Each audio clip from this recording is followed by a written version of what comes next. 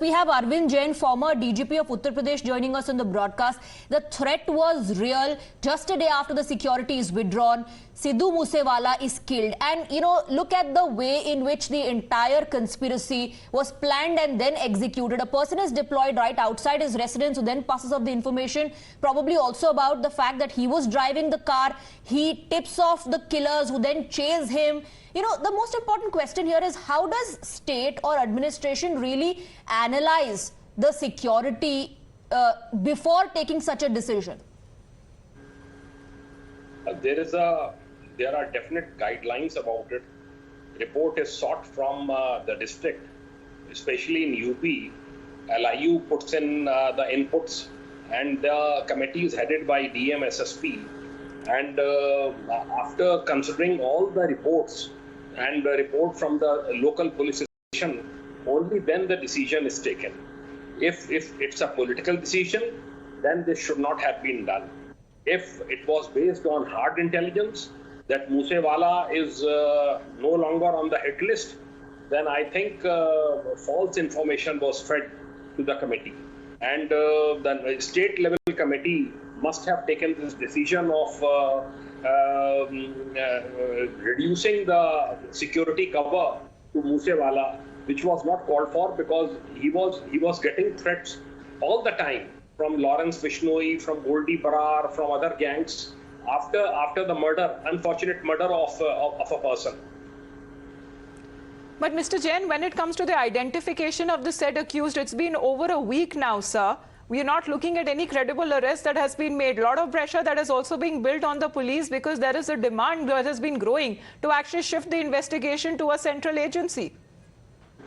Yes, naturally there will be a demand from the family members if they don't see the results, if they don't see that the killers are nabbed. Raids should be carried out. If suspects have been identified, as Punjab police is claiming, then they should round up those people. In my opinion, what I think is that Punjab is on a collision course with central agencies, with neighbouring states for the last few months. It started, in my opinion, with the visit of PM. Instead of extending support to central agencies like RAW, IB, NIA, and neighbouring states, Haryana, Uttarakhand, all these states, very close inter-state coordination is called for when such operations are launched. And if you have bad relations with everybody, with all the neighbouring states, then naturally Punjab terrorism was curbed with the help of IB, RAW, other agencies, central agencies, and massive aid from center.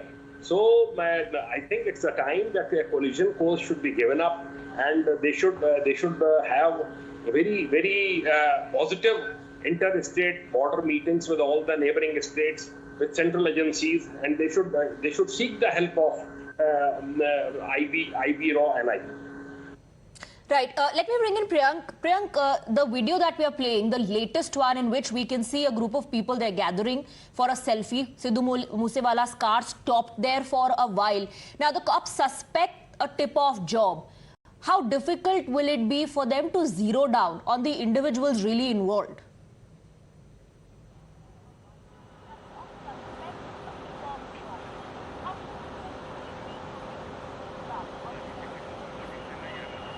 See, for this, they have taken the dump data of around 11,000 mobile phones which were active in this particular route, which was travelled by Sidhu Moosewala, because he also took several rounds before he was killed by these suspects. But this incident was quite clear that there was someone insider who had given a proper tip-off to these shooters, because this job could not have been possible without any kind of specific tip-off. As we were trying to tell to our viewers that Sidhu was travelling in a black tinted glass vehicle, and who was sitting where could have been very difficult for someone to identify if there was no no proper tip-off. But the manner in which this assassination was carried out and his vehicle was chased, it was quite clear that his specific information was given to them. While talking about these suspects, certainly they have been a link of and a pattern which has been traced by the Punjab police regarding the supply of weapons, regarding the supply of these vehicles to these individuals. Absolutely. So it wasn't a mere coincidence. The day the security is withdrawn, the next day the killing happens. Let's break another angle for our viewers right now. Another round of breaking news.